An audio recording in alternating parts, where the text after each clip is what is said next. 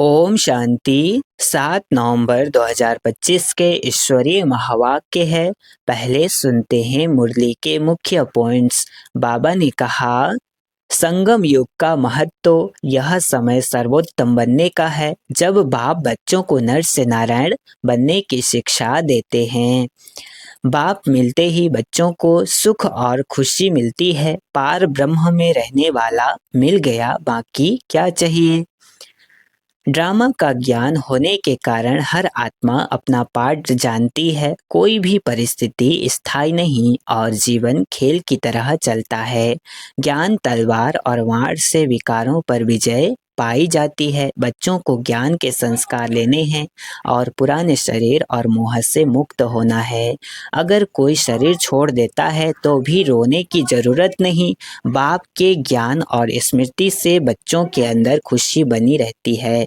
Last में बाबा ने कहा, कंट्रोलिंग पावर से बच्चे 1 सेकंड में सार से विस्तार और विस्तार से सार में जाने की क्षमता रखते हैं, जिससे अंतिम परीक्षा में पास विद ऑनर बनते हैं।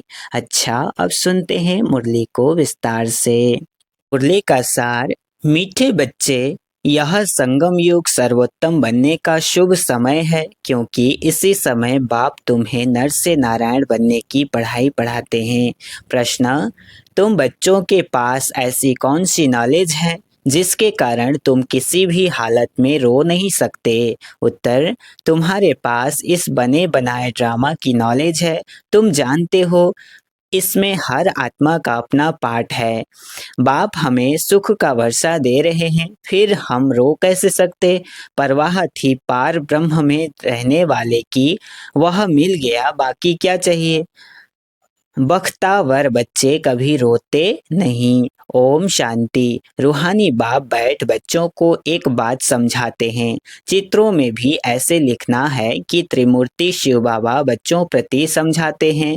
तुम भी किसको समझाते हो तो तुम आत्मा कहेंगे। शिव बाबा ऐसे कहते हैं। यह बाप भी कहेंगे, बाबा तुमको समझाते हैं। यहाँ मनुष्य मनुष्य को नहीं समझाते हैं, लेकिन परमात्मा आत्माओं को समझाते हैं, या आत्मा आत्मा को समझाती है। ज्ञान सागर तो शिव बाबा ही हैं और वह है रूहानी बाप। इस समय रूहानी बच्चों को रूहानी बाप से वर्षा मिलता है। जिस्मानी अहंकार यहाँ छोड़ना पड़ता है। इस समय तुमको देही अभिमानी बन बाप को याद करना है। कर्म भी भल करो, धंधा धोरी आदि भल चलाते रहो, बाकी जितना समय मिले अपने को आत्मा समझ बाप को याद करेंगे तो वे कर्म विनाश होंगे। तुम जानते हो शिव बाबा इसमें आया हुआ है। वह सत्य है, चैतन्य है, सत्य चित्त आनंद स्वरूप कहते हैं। ब्रह्मा विष्णु शंकर अथवा कोई भी मनुष्य मात्र की यह महिमा नहीं है। ऊंचते ऊंच भगवान एक ही है, वह है सुप्रीम सोल। यह ज्ञान भी तुमको सिर्फ इस समय है, फिर कभी मिलना नहीं है। हर 5000 वर्ष बाद बाप आते हैं तुमको आत्मा अभिमानी बनाए, बाप को याद कराने, जिससे तुम तमो प्रधान से सतो प्रधान बनते हो। और कोई उपाय नहीं। भल मनुष्य पुकारते भी हैं, हे पतित पावन आओ, परंतु अर्थ नहीं समझते। पतित पावन सीताराम कहें तो भी ठीक है। तुम सब सीताएं अथवा भक्तियां हो, वह हैं एक राम भगवान। तुम भक्तों को फल चाहिए भगवान द्वारा। मुक्ति व जीवन मुक्ति यह है फल। मुक्ति जीवन मुक्ति का दाता वह एक ही बाप है। ड्रामा में ऊंचते ऊंच पाठ वाले भी होते हैं तो नीचे पाठ वाले भी होते हैं। यह बेहद का ड्रामा है, इसको और कोई समझ न सके। तुम इस समय तमो प्रधान कनिष्ठ से सतो प्रधान पुरुषोत्तम बन रहे हो। सतो प्रधान को ही सर्वोत्तम कहा जाता है। इस समय तुम सर्वोत्तम नहीं हो, बाप तुमको सर्वोत्तम बनाते हैं। यह ड्रामा का चक्र कैसे फिरता रहता है, इसको कोई भी नहीं जानते। कलयुग, संगम युग, फिर होता है सतयुग। पुरानी को नई कौन बनाएंगे। बाप बिगर कोई बना न सके। बाप ही संगम पर आकर पढ़ाते हैं। बाप न सतयुग में आते हैं न कलयुग में आते हैं। बाप कहते हैं मेरा पाठ ही संगम पर है, इसलिए संगम युग कल्याणकारी युग कहा जाता है। यह है आस्पीश आस्पिशियस, बहुत उच्च शुभ समय संगम युग। जबकि बाप आकर तुम बच्चों को नर से नारायण बनाते हैं, मनुष्य तो मनुष्य ही हैं परंतु दैवी गुण वाले बन जाते हैं। उनको कहा जाता है आदि सनातन देवी देवता धर्म। बाप कहते हैं मैं यह धर्म स्थापन करता हूँ, इसके लिए पवित्र जरूर बनना पड़ेगा। पतित पावन एक ही बाप है, बाकी सब हैं ब्राइड्स भक्तियाँ। पतित पावन सीताराम कहना भी ठीक है, परंतु पिछाड़ी में जो फिर रघुपति राघव राजा राम कह देते वह रॉन्ग हो जाता है। मनुष्य बिगैर अर्थ जो आता है सो बोलते रहते हैं, धुन लगाते रहते हैं। तुम जानते हो चंद्रवंशी धर्म भी अब स्थापन हो रहा है। बाप आकर ब्राह्मण कुल स्थापन करते हैं। इनको डिनाइस्टी नहीं कहेंगे, यह परिवार है। यहाँ न तुम पांडवों की न कौरवों की राजाई है। यहाँ न तुम पांडवों की न कौरवों की राजाई है। गीता जिसने पढ़ी होगी उनको यह बातें जल्दी समझ में आएंगी। यह भी है गीता। कौन सुनाते हैं? भगवान। तो बच्चों को पहले पहले तो यह समझानी देनी है कि गीता का भगवान कौन। वह कहते हैं श्री कृष्ण भगवान वाच। अब श्री कृष्ण तो होगा सतयुग में, उनमें जो आत्मा है वह तो अविनाशी है, शरीर का ही नाम बदलता है, आत्मा का कभी नाम नहीं बदलता। श्री कृष्ण की आत्मा का शरीर सतयुग में ही होता है, नंबर 1 में वही जाता है। लक्ष्मी नारायण नंबर 1, फिर है सेकंड, थर्ड, तो उनके मार्क्स भी इतने कम होंगे। यह माला बनती है ना, बाप ने समझाया है रुंड माला भी होती है और रुद्र माला भी होती है। विष्णु के गले में रुंड माला दिखाते हैं। तुम बच्चे विष्णुपुरी के मालिक बनते हो नंबर 1, तो तुम जैसे विष्णु के गले का हार बनते हो, पहले पहले शिव के गले का हार बनते हो। उनको रुद्र माला कहा जाता है। जो जपते हैं माला पूजी नहीं जाती, सिमरी जाती है। माला का दाना वही बनते हैं जो विष्णुपुरी की राजधानी में नंबरवार आते हैं। माला में सबसे पहले होता है फूल, फिर युगल दाना।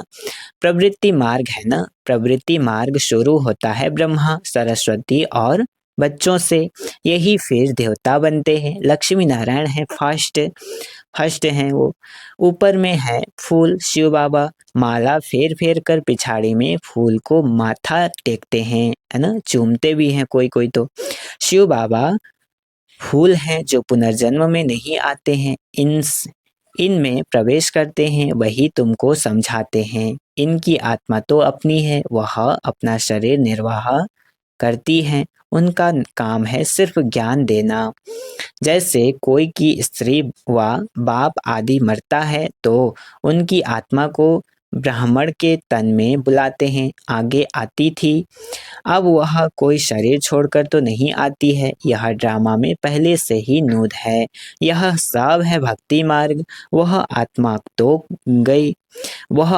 तो गई जाकर दूसरा शरीर लिया। तुम बच्चों को अभी यह सारा ज्ञान मिल रहा है, इसलिए कोई मरता है तो भी तुमको कोई चिंता नहीं। अम्मा मरे तो भी हलवा खाना। शांता बहन का मिसाल, बच्ची ने जाकर उन्हों को समझाया कि तुम रोते क्यों हो। उसने तो जाकर दूसरा शरीर लिया, रोने से लौट कर थोड़े ही आएगी। बख्तावर थोड़े ही रोते हैं, तो वहाँ सबका रोना बंद कराए समझाने लगी। ऐसे बहुत बच्चियां जाकर समझाती हैं, अभी रोना बंद करो, झूठे ब्राह्मण भी नहीं खिलाओ। हम सच्चे ब्राह्मणों को ले आते हैं, फिर ज्ञान सुनने लग जाते हैं, समझते हैं यह बात तो ठीक बोलते हैं। ज्ञान सुनते सुनते शांत हो जाते हैं। 7 दिन के लिए कोई भागवत आदि रखते हैं तो भी मनुष्य के दुख दूर नहीं होते। यह बच्चियां तो सबके दुख दूर कर देती हैं। तुम समझते हो रोने की तो दरकार नहीं, यह तो बना बनाया ड्रामा है। हर एक को अपना पार्ट बजाना है। कोई भी हालत में रोना नहीं चाहिए। बेहद का बाप टीचर गुरु मिला है जिसके लिए तुम इतना धक्का खाते रहते हो। पार ब्रह्म में रहने वाला परमपिता परमात्मा मिल गया तो बाकी क्या चाहिए। बाप देते ही हैं सुख का वर्षा, तुम बाप को भूल जाते हो तब रोना पड़ता है। बाप को याद करेंगे तब खुशी होगी। ओहो, हम तो विश्व के मालिक बनते हैं, फिर 21 पीढ़ी कभी रोएंगे नहीं। 21 पीढ़ी अर्थात पूरा बुढ़ापे तक अकाल मृत्यु नहीं होती है, तो अंदर में कितनी गुप्त खुशी रहनी चाहिए। तुम जानते हो हम माया पर जीत पाकर जगज्जीत बनेंगे। हथियार आदि की कोई बात नहीं, तुम हो शिव शक्तियाँ, तुम्हारे पास है ज्ञान कटारी, ज्ञान वाण।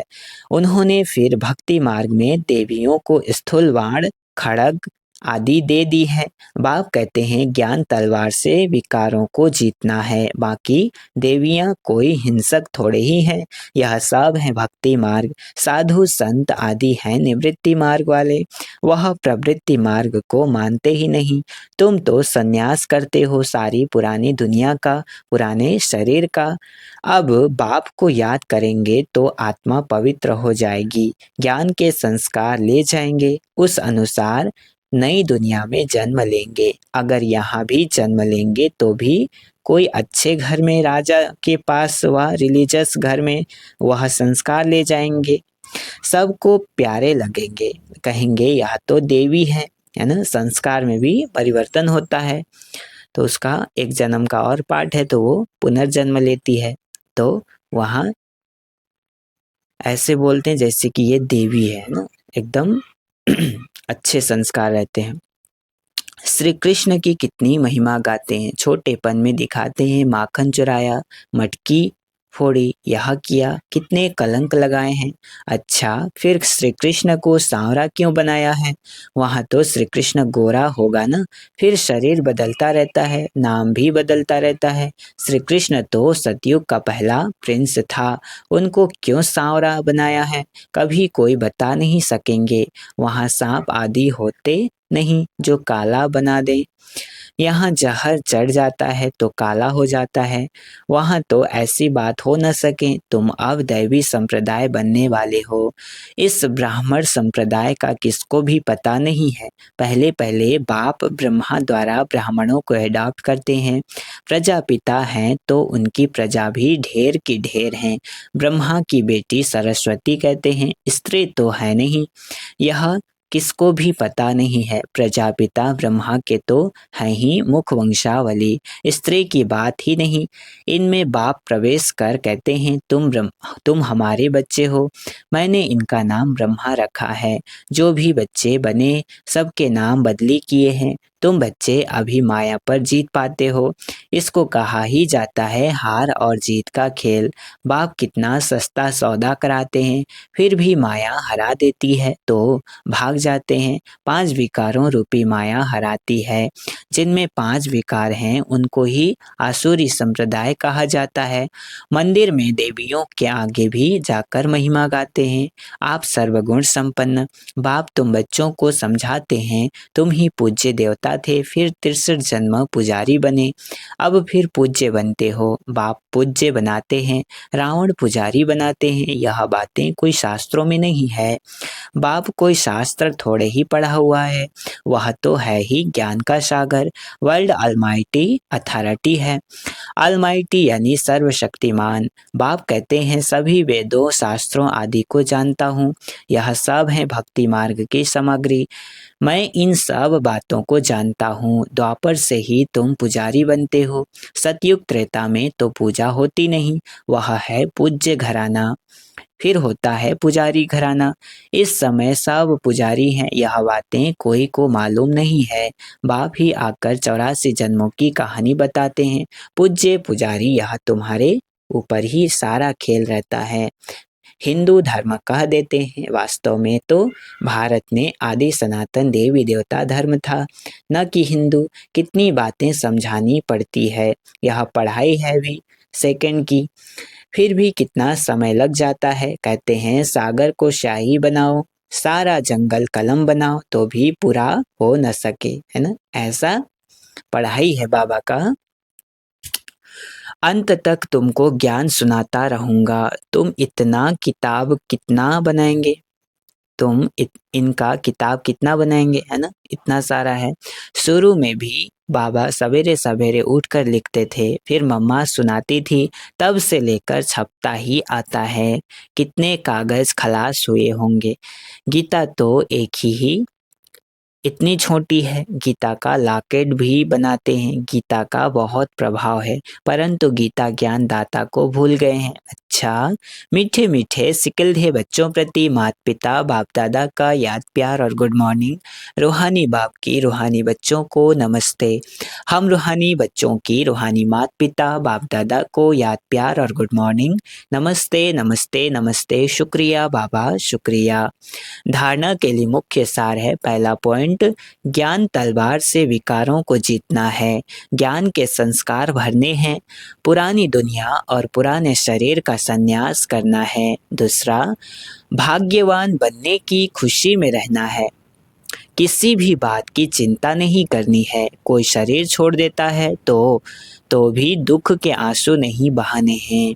वरदान आज का, कंट्रोलिंग पावर द्वारा 1 सेकंड के पेपर में पास होने वाले पास विद ऑनर भाव। क्या कहा?